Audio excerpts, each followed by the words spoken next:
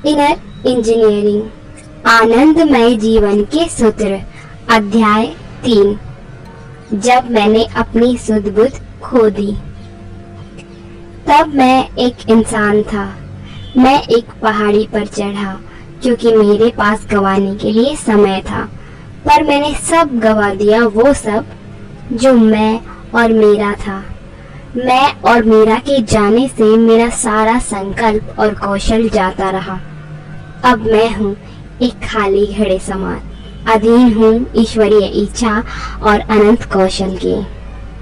मैसूर शहर में एक चलन है, अगर आपके पास करने के लिए कुछ है तो चामुंडी पहाड़ी पर जाइए, और अगर करने के लिए कुछ नहीं है तो भी चामुंडी पहाड़ी पर जाइए।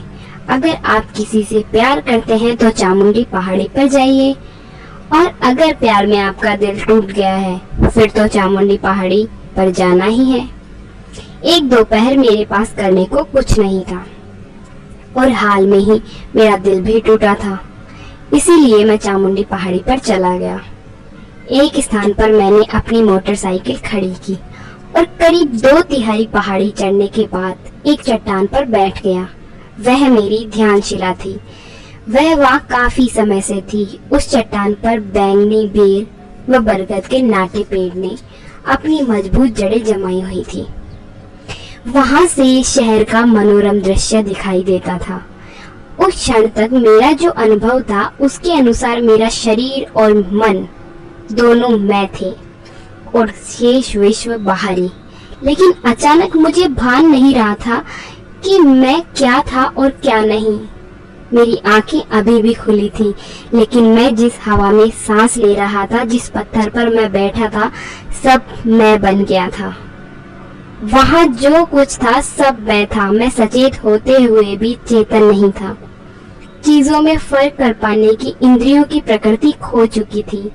इस बारे में जितना ज्यादा कहूंगा उतना ही ज्यादा पागलपन लगेगा, क्योंकि जो हो रहा था वह अवर्णनीय था। मेरा मैं हर जगह व्याप्त था। हर चीज अपनी तय सीमाओं से परे विस्तार कर रही थी। हर चीज विस्तृत होकर एक दूसरे में समा रही थी। यह संपूर्णता की आयाम रहित एकता थी। बस वही पल अब मेरा जीवन है, जो बहुत सुंदर और बरकरार है। जब मुझे होश आया तो ऐसा लगा कि महज 10 मिनट गुजरे हैं, लेकिन मेरी घड़ी की सुइयां बता रही थी कि शाम के 7:30 बज चुके थे, यानी 4.5 घंटे बीत चुके थे। मेरी आंखें खुली थी, सूरज ढल चुका था और अंधेरा हो गया था। मैं पूरी तरह से सतर्क था, लेकिन उस पल तक जिसे मेरा मैं मानता था वह पूरी तरह से गायब हो चुका था। मैं रोने धोने वालों में से नहीं हूँ, मगर फिर भी चामुंडी पहाड़ी की उस चट्टान पर 25 साल की उम्र में मैं इतना उन्मत्त था कि मेरे आंसू बह रहे थे और मेरी कमीज गीली हो चुकी थी। शांत और खुश रहना मेरे लिए कोई मसला नहीं रहा। जैसा चाहा वैसी जिंदगी बिताई। मैं 60 के दशक में बड़ा हुआ। वह बीटल्स और ब्लू जीन्स का दौर था। मैंने यूरोपीय दर्शन और साहित्य में दोस्तोयेवस्की, कामू, काफ्का और उन जैसे अन्य लेखकों को पढ़ रखा था, लेकिन यहाँ अपने अस्तित्व के एक बिल्कुल अलग आयाम से मेरा विस्फोटक ढंग से सामना हुआ, जिसकी मुझे तनिक भी जानकारी नहीं थी। मैं उल्लास और आनंद की एक बिल्कुल नई अनुभूति से भीग चुका था, जिसका न तो मैंने कभी अनुभव किया था, न ही उसकी संभावना की कल्पना ही की थी। इस बारे में जब मैंने अपने संशयी दिमाग पर जोर डाला तो मुझे इतना ही समझ आया कि शायद मैं अपना मानसिक संतुलन खो बैठा हूँ। फिर भी यह सब इतना खूबसूरत था कि मैं इसे गंवाना नहीं चाहता था। अलबत्ता उस दोपहर को क्या हुआ उसे बताने में मैं कभी पूरी तरह समर्थ नहीं हो पाया। शायद उसे बताने का सबसे अच्छा तरीका यह है कि मैं ऊपर गया और फिर नीचे नहीं आया। मैं फिर कभी नीचे आया ही नहीं। मेरा जन्म मैसूर में हुआ, अपने महलों और बाग बगीचों के लिए मशहूर दक्षिण भारत की सुंदर और शाही नगरी मैसूर एक दौर में राजधानी हुआ करती थी। मेरे पिताजी डॉक्टर और माँ घरेलू महिला थी। मैं 4 भाई बहनों में सबसे छोटा था। स्कूल में मैं ऊब जाता था और तो और मेरे लिए कक्षा में बैठना भी असंभव था, क्योंकि मैं देख सकता था कि अध्यापक जो सिखाते थे उसका उनकी अपनी ही जिंदगी में कोई मतलब नहीं था। जब मैं 4 साल का था तब घर की आया मुझे स्कूल छोड़ने जाती थी। मैंने उनसे कह रखा था कि वह मुझे स्कूल के गेट पर ही छोड़ दें, अंदर नहीं आए। जो ही वह मुझे गेट पर छोड़कर जाती, मैं पास की घाटी की तरफ भाग निकलता, जहाँ जीवन अनगिनत अनूठे रूपों में फल फूल रहा था। मैं पिताजी की दवाइयों की अलमारी से मिली खाली बोतलों में तरह तरह के कीड़े मकोड़े, मेंढक और सांप इकट्ठे करने लगा। कुछ महीने बाद जब माता पिता को पता चला कि मैं स्कूल से गायब रहता हूँ, तो इस बारे में जानकर वे बहुत नाराज हुए। घाटी के मेरे इस जीव शास्त्र के अभियान को बरसाती नाले में वक्त बर्बाद कहकर खारिज कर दिया गया। बड़ों की सुस्त व नीरस दुनिया ने मेरे इस अभियान को नाकाम कर दिया, जैसा कि मेरे साथ अक्सर होता था। तब मैंने अपना ध्यान कहीं और लगा दिया और करने के लिए कुछ और ढूंढ लिया। वर्षों के बाद जब मैं जंगल में इधर उधर घूमने, सांप व मछलियां पकड़ने और पेड़ों पर चढ़ने में अपना वक्त बिताना ज्यादा पसंद करने लगा। लंच बॉक्स व पानी की बोतल के साथ अक्सर मैं पेड़ की सबसे ऊंची डाल पर चढ़ जाता। शाखाओं का हिलना डुलना मुझे समाधि जैसी अवस्था की ओर ले जाता, जहां मैं नींद में भी होता और पूरी तरह सतर्क भी। पेड़ पर समय का बिल्कुल बोध नहीं रहता। सुबह 9 बजे से लेकर शाम 4:30 बजे तक, स्कूल की छुट्टी की घंटी बजने तक मैं वहीं बैठा रहता। बहुत बाद में चलकर मुझे एहसास हुआ कि जीवन के उस दौर में ही अनजाने में मैं ध्यान करने लगा था। बाद में जब मैंने पहली बार लोगों को ध्यान सिखाना शुरू किया, तो वह हमेशा झूमकर किया जाने वाला ध्यान, स्विंग मेडिटेशन होता था। यकीनन तब ध्यान शब्द से मेरा पाला भी नहीं पड़ा था। मुझे तो बस पेड़ का उस तरह हिलना पसंद था जो मुझे नींद और जागरण से परे की अवस्था में ले जाता था। कक्षा में बैठने के अलावा हर चीज में मेरा मन लगता था। यह दुनिया जिस तरह से बनी है, धरती के अलग अलग इलाकों के भूगोल और लोगों के रहन सहन के बारे में जानना, तो मैं दूर देहात की धूल भरी सड़कों, पगडंडियों पर अपनी साइकिल लेकर निकल पड़ता और हर दिन कम से कम 35 किलोमीटर का सफर तय करता। घर पहुंचते पहुंचते मैं धूल और कीचड़ से बुरी तरह सन जाता था। मैं जहां जहां से गुजरता उन इलाकों का नक्शा अपने दिमाग में खींचना मुझे आता था। मैं जब भी अकेला होता, अपनी आंखें बंद करके मैं मन में उन सभी स्थानों का नक्शा खींचता, हर एक चट्टान का, सभी टीलों का, एक एक पेड़ का, जुताई के बाद अलग दिखती जमीन का, खेतों में उगती घास, फसलें और अलग अलग मौसम, ये सब मुझे लुभाते थे। इसी वजह से मैं थॉमस हार्डी के लेखन की तरफ आकर्षित हुआ। इंग्लैंड के भूभाग के उनके वर्णन कई पन्नों में फैले रहते हैं। आसपास की दुनिया को मैं उसी तरह अपने जहन में सहेज रहा था। आज भी वह सब मेरे दिमाग में एक चलचित्र की तरह कैद है। अगर मैं चाहूँ तो बेहद स्पष्टता और बारीकी से वह सब दोहरा सकता हूँ जो मैंने उन सालों में देखा था। मैं घोर शंकाशील था। अगर मेरे परिवार वाले मंदिर जाते तो 5 साल की उम्र में भी मेरे पास उनके लिए ढेर सारे सवाल होते थे। ईश्वर कौन है? वह कहाँ रहता है? वहाँ ऊपर? ऊपर कहाँ होता है? कुछ साल बाद कई और सवाल मुझे मचने लगे। स्कूल में बताया गया कि धरती गोल है, लेकिन अगर हमारी धरती गोल है तो किसी को कैसे मालूम कि ऊपर किस तरफ है? इन सवालों के जवाब कभी कोई नहीं दे पाया, इसीलिए मैं मंदिर के अंदर कभी नहीं गया। ऐसे में वे मजबूर होकर मुझे जूते चप्पलों की रखवाली करने वाले के पास छोड़ देते थे। वह मुझे बहुत जोर से बार बार अपनी तरफ खींचते हुए पकड़े रखता था। वह जानता था कि अगर उसने मुझे छोड़ा तो मैं उसकी नजर हटते ही भाग जाऊंगा। बाद के सालों में मुझे साफ दिखता था कि रेस्तरां से निकले हुए लोगों के चेहरे मंदिर से बाहर आने वाले लोगों के मुकाबले ज्यादा प्रसन्न रहते थे। यह बात मुझे हैरान कर देती थी। हालांकि मैं शंकाशील था, लेकिन इसको मैंने कभी अपनी पहचान नहीं बनाया। हर चीज को लेकर मेरे पास ढेरों सवाल होते थे, लेकिन कभी किसी निर्णय पर पहुंचने की जरूरत महसूस नहीं हुई। दरअसल मुझे काफी जल्दी यह एहसास हो गया था कि मैं किसी भी चीज के बारे में कुछ नहीं जानता। इसका नतीजा यह हुआ कि मैं अपने आसपास की हर चीज पर बहुत ज्यादा ध्यान देने लगा।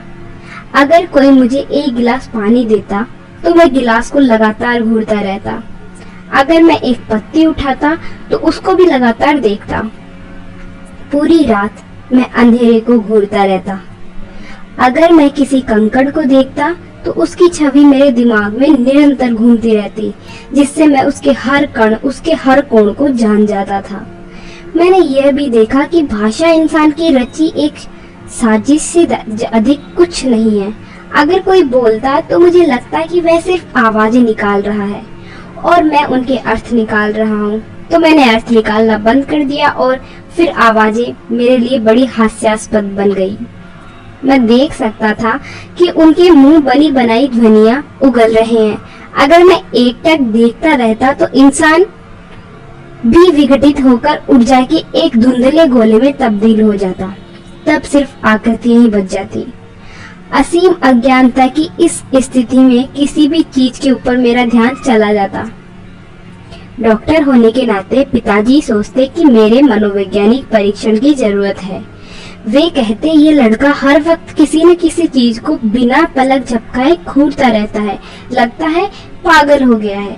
मुझे यह हमेशा से अजीब लगता है कि दुनिया इस बात को नहीं समझती है कि मैं कुछ नहीं जानता की अवस्था कितनी गहन है।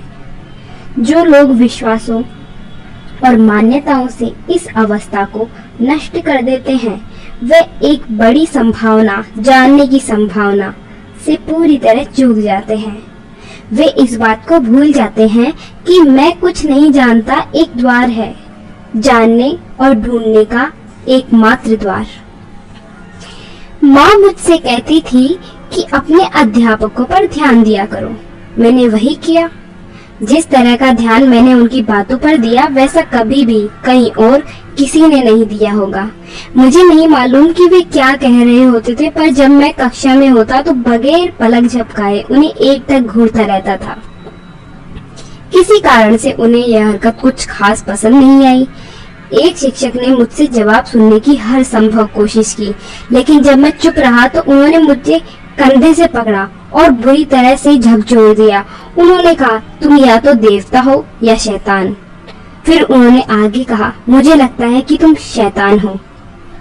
मैंने खास अपमानित महसूस नहीं किया। इससे पहले तक मैं अपने आसपास की हर चीज को अचरज की दृष्टि से देखता था, रेत के एक कण से लेकर ब्रह्मांड तक को।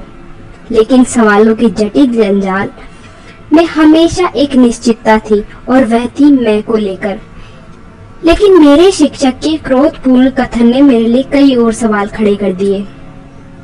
मैं कौन था? इंसान? देवता? शैतान? क्या था? जवाब के लिए मैंने खुद को ढूंढने की कोशिश की, लेकिन जवाब नहीं मिला। तो मैं अपनी आंखें बंद करके इसका जवाब ढूंढने की कोशिश करने लगा। मिनट से घंटे हो जाते और मैं अपनी आंखें बंद किए बैठा रहता। जब मेरी आंखें खुली होती तब हर चीज मुझे हैरान करती थी। चींटी, पत्ती, बादल, फूल, अंधकार, हर चीज। लेकिन मेरे लिए हैरत की बात यह थी कि जब मैं अपनी आंखें बंद करता तब कुछ चीजें मेरा ध्यान पहले से ज्यादा खींचती थी। जैसे किस तरह शरीर धड़कता है, किस तरह अलग अलग अंग काम करते हैं, आंतरिक ऊर्जा किन रास्तों से गुजरती है, शारीरिक संरचना किस तरह लय में रहती है, और यह तथ्य कि हदें सिर्फ बाहरी दुनिया तक सीमित है। इस चिंतन ने मेरे सामने मानव तंत्र की पूरी प्रक्रिया खोल कर रख दी।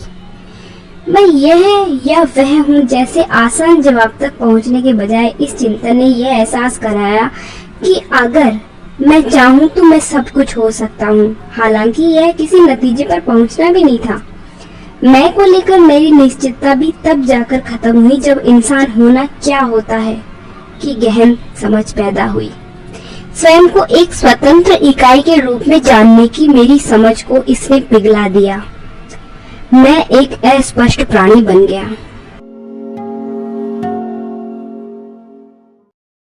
अजीब अजीब तरह के अपने सभी तरीकों के बावजूद एक चीज जो मैं अनुशासित ढंग से करता रहा वह था मेरा योगाभ्यास।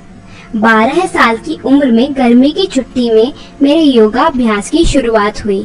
हर साल दादाजी के पुश्तैनी घर पर हम सभी चचेरे भाई बहन इकट्ठे होते थे। मकान के पीछे के हिस्से में 150 फुट गहरा एक पुराना कुआं था। जब बहनें लुका छुपी खेलती थी तब हम लड़के आमतौर पर कुएं में कूदने और उससे बाहर आने का खेल खेलते थे। कुएं में कूदना और ऊपर चढ़कर बाहर निकलना दोनों ही चुनौती भरे होते थे। अगर इसे सही तरीके से नहीं किया जाए तो सिर दीवार से टकराकर चकनाचूर हो सकता था।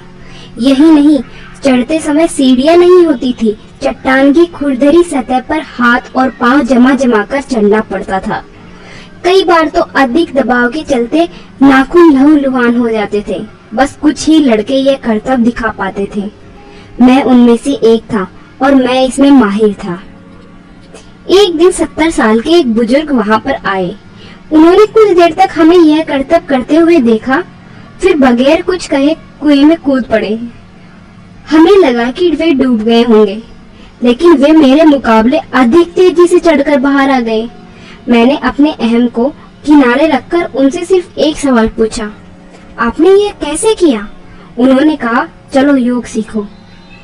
मैंने एक पिल्ले की तरह उनका अनुसरण किया और इस तरह मैं मल्ला डिहल्ली स्वामी, वे बुजुर्ग इसी नाम से जाने जाते थे, का शिष्य बना और योग सीखने लगा। पहले हर सुबह मुझे जगाना पूरे घर के लिए एक मुश्किल काम होता था। परिवार के लोग मुझे बिस्तर पर बैठाने की कोशिश करते और मैं फिर से लुढ़क कर सो जाता। मेरी माँ दांत साफ करने के लिए मेरे हाथ में ब्रश थमाती तो मैं उसे मुंह में रखकर सो जाता था। वे निराश होकर मुझे गुसलखाने में धकेलती और मैं वहां भी सो जाता। लेकिन योग शुरू करने के 3 महीने बाद से मेरा शरीर हर सुबह 3:30 बजे अपने आप जागने लगा, वो भी बिना किसी बाहरी कोशिश के। आज भी यही होता है। जागने के बाद मैं तुरंत योगाभ्यास में लग जाता। मैं किस जगह और किस हालत में हूँ इस बात से कोई फर्क नहीं पड़ता था। उसमें एक दिन भी नागा नहीं हुआ। यह आसान सा योग अंगमर्दन था। यह शारीरिक योग की एक प्रणाली है जो मांसपेशियों और हाथ पैरों को मजबूत बनाती है। यह शारीरिक और मानसिक तौर पर मुझे बाकी लोगों से अलग करता था। बस इतना ही था, या मैं ऐसा मानता था। समय के साथ औपचारिक शिक्षा से मेरा भरोसा उठ गया। हालांकि इसका मतलब यह नहीं था कि मैं उसमें दोष ढूंढ रहा था। मुझ में इतना उत्साह और इतनी जीवंतता थी कि मैं हर चीज में खुद को शामिल करना चाहता था। लेकिन स्पष्टता उस उम्र में मेरी सबसे बड़ी विशेषता थी। जो मुझे पढ़ाया जा रहा था उसमें असंगतियां या खामियां मैं जानबूझकर नहीं ढूंढ रहा था, बल्कि वे अपने आप दिख जाती थी। मैं अपने जीवन में कभी कोई चीज खोजने या पाने की कोशिश नहीं की है। मैं बस देखता हूँ और यही चीज अब मैं लोगों को सिखाने की कोशिश कर रहा हूँ। अगर आप वाकई अध्यात्म को जानना चाहते हैं तो किसी चीज को पाने की कोशिश मत कीजिए। लोगों को लगता है कि अध्यात्म ईश्वर या सत्य या परम तत्व को खोजना है। समस्या यह है कि आपने खुद ही यह तय कर लिया है कि आप क्या खोजना चाहते हैं। आप जिस चीज को ढूंढ रहे हैं वह महत्वपूर्ण नहीं है, बल्कि देखने की क्षमता महत्वपूर्ण है। दुनिया में आज बगैर किसी उद्देश्य के देखने की क्षमता खो गई है। हर कोई मनोवैज्ञानिक प्राणी बन गया है। वह हर चीज का मतलब निकालना चाहता है। खोजना किसी चीज की तलाश नहीं है, ये आपके बोध, आपके देखने की क्षमता को बढ़ाना है। हाई स्कूल के बाद मैसूर विश्वविद्यालय के पुस्तकालय में मैंने अपनी पढ़ाई खुद को करने का बीड़ा उठाया। मैं वहां सबसे पहले सुबह 9 बजे पहुंच जाता था और रात 8:30 बजे सबसे आखिर में बाहर निकल जाता था। सुबह के नाश्ते और रात के खाने के बीच किताबें ही मेरा सहारा होती थी। हालांकि मैं हमेशा से भुक्कड़ था, लेकिन पूरे 1 साल मैंने दिन का भोजन नहीं किया। मैंने काफी किताबें पढ़ी, होमर से लेकर पॉपुलर मैकेनिक्स तक, काफका से लेकर कालिदास तक, दांते से लेकर डेनिस द मेनास तक, सबको पढ़ा। उस 1 साल में मैंने काफी जानकारी हासिल की, लेकिन अब सवाल पहले से ज्यादा और हो गए।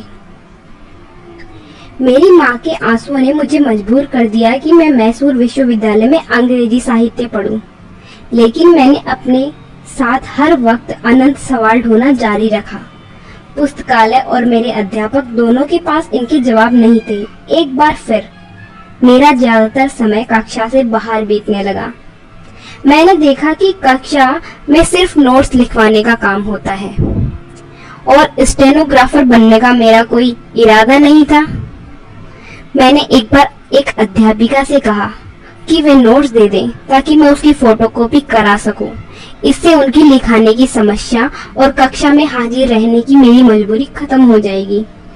अंततः सभी शिक्षकों के साथ मैंने एक समझौता कर लिया। वे कक्षा में मेरी गैर हाजिरी से ज्यादा खुश थे।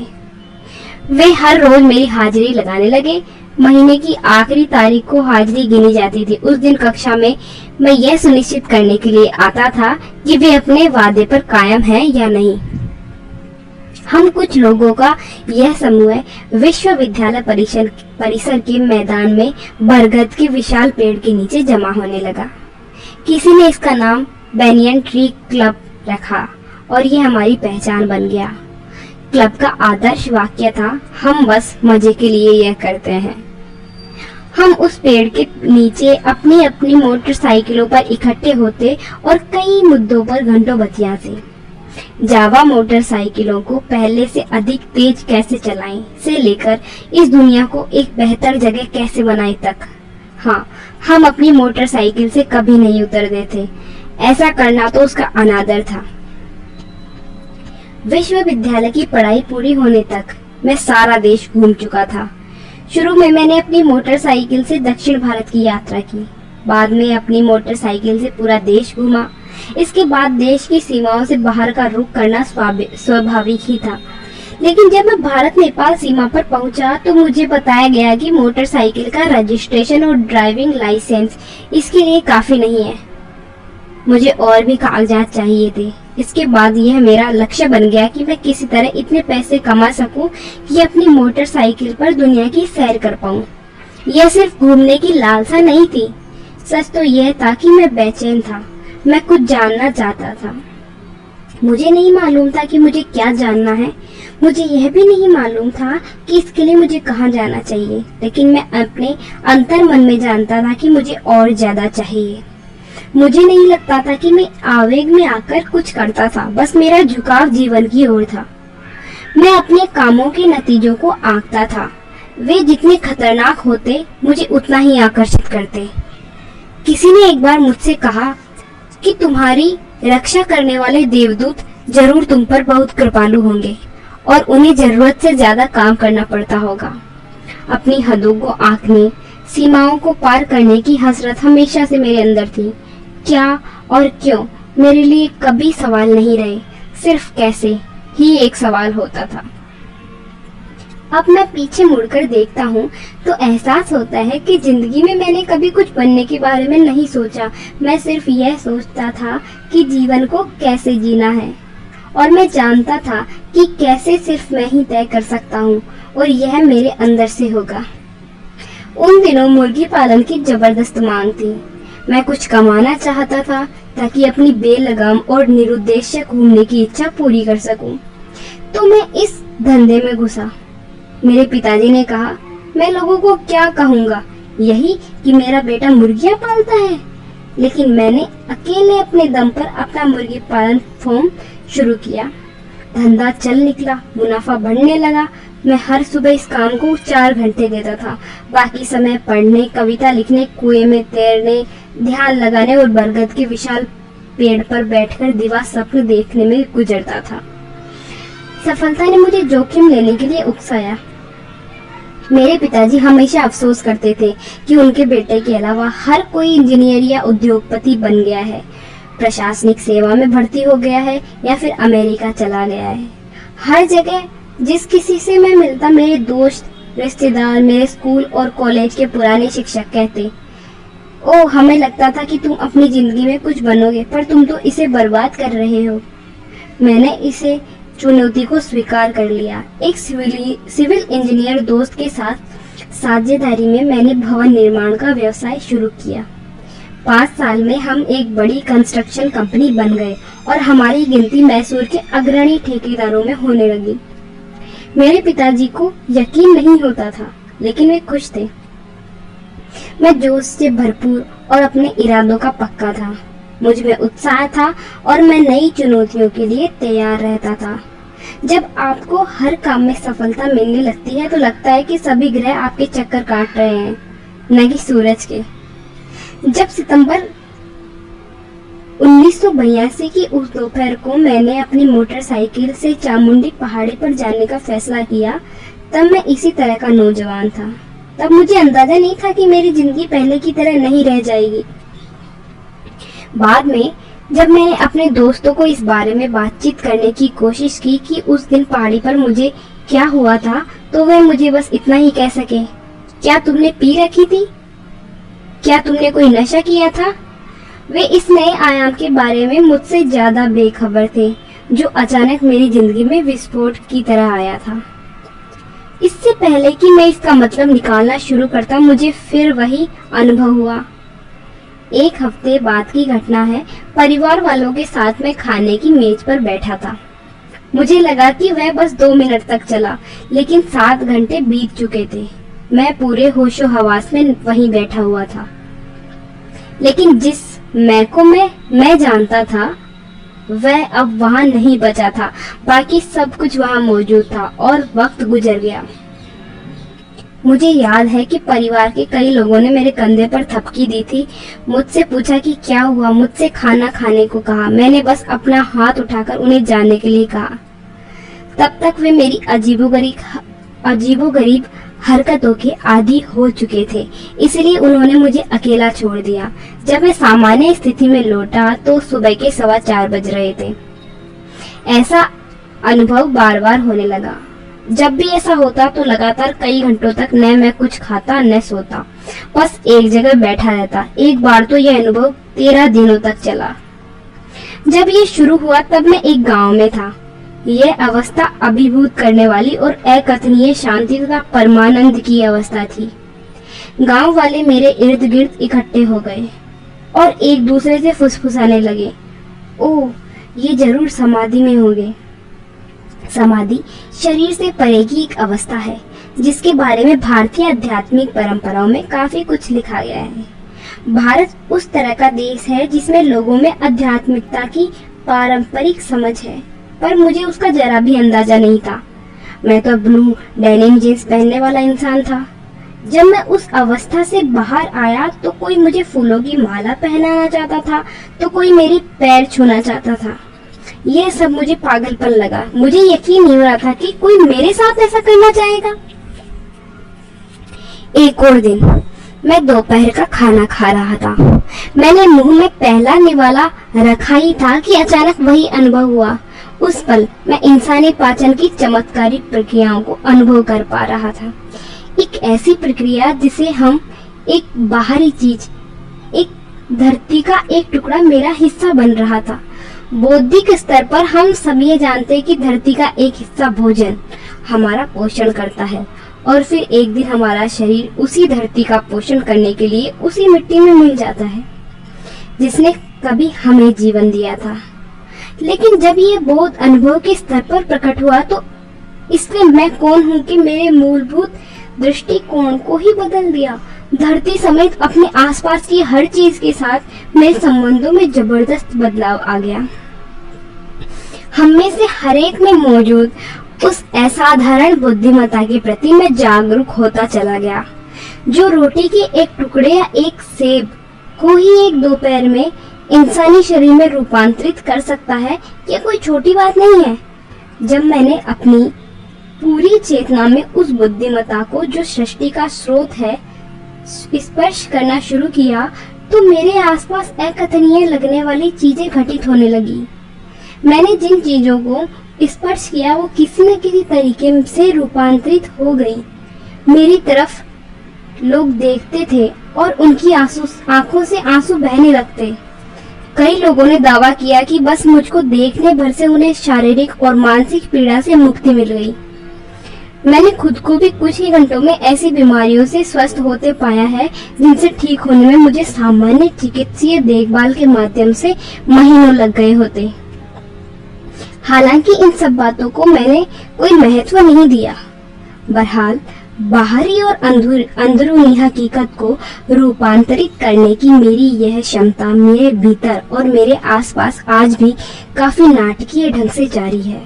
ऐसा नहीं था कि मैंने इसे हासिल करने के लिए अपनी तरफ से कोई कोशिश की थी। बात बस इतनी है कि एक बार जब कोई बुद्धिमत्ता के साथ इस गहन आयाम के संपर्क में आता है जो यहाँ पर हमारे अस्तित्व का आधार है, तो जीवन स्वाभाविक रूप से चमत्कारी बन जाता है। लगभग 6 से 8 हफ्तों में यह अविश्वसनीय अनुभव एक जीती जागती हकीकत बन गया। इस दौरान मेरे बारे में हर चीज नाटकीय ढंग से बदल गई। मेरी शारीरिक बनावट, मेरी आंखों का आकार, मेरी चाल ढाल, मेरी आवाज और कदकाठी सब इतनी तेजी से बदलने लगे कि मेरे आसपास के लोगों ने भी इस पर गौर किया। मेरे अंदर जो कुछ हो रहा था वह और भी अद्भुत था। 6 हफ्तों के अंदर पुरानी यादों की सचमुच बाढ़ सी आ गई। कई जन्मों की याददाश्त लौट आई। अब मैं अपने अंदर एक ही पल में घटित हो रही लाखों अलग अलग चीजों के बारे में जागरूक हो गया था। यह एक कैलाइडोस्कोप की तरह था। मेरा तार्किक दिमाग कह रहा था कि इसमें से कुछ भी सही नहीं हो सकता, लेकिन जो मैं अपने अंदर देख रहा था वह दिन की रोशनी से अधिक साफ था। लेकिन मैं मन ही मन यह उम्मीद कर रहा था कि यह गलत हो। मैंने खुद को हमेशा एक चतुर युवक की तरह जाना था। अचानक मैं स्वयं को एक नासमझ और बेवकूफ नौजवान जैसा महसूस करने लगा था और इस हैरानी से मैं समझौता नहीं कर पा रहा था। लेकिन यह जानकर मुझे और खीज हुई कि मेरी याददाश्त जो बता रही थी वह सच था। उस समय तक कोई भी चीज जो बुद्धि और तर्क के ढांचे में फिट नहीं होती थी उसे स्वीकार करने में मैं पूरी तरह से इनकार कर देता था। धीरे धीरे मुझे यह एहसास होने लगा कि यह जीवन ही है जो चरम बुद्धिमत्ता है।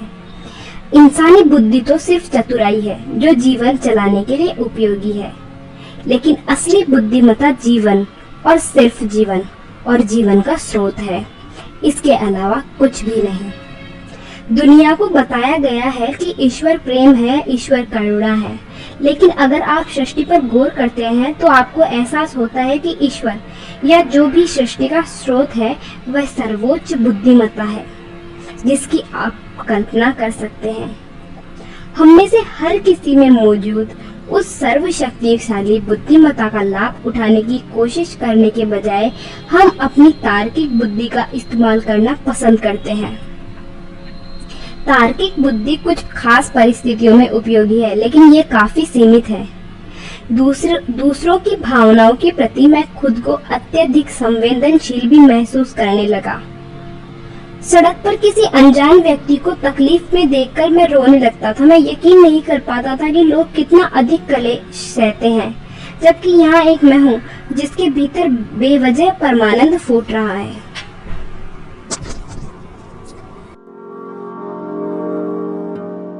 मुझे ये एहसास होने में थोड़ा समय लगा कि मेरे साथ जो हो रहा है वह आध्यात्मिक है।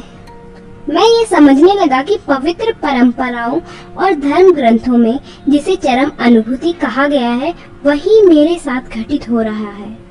जो मैं अनुभव कर रहा था वह दरअसल सबसे सुंदर चीज है जो किसी इंसान के साथ हो सकती है। पल पल मेरे शरीर की हर कोशिका परमानंद से विभोर हो रही थी। लोग बचपन की बड़ाई इसीलिए करते हैं क्योंकि एक बच्चा बेवजह हंस सकता है और खुश रह सकता है, लेकिन मैंने देखा कि वयस्क जीवन में भी किसी के लिए परमानंद में रहना संभव है।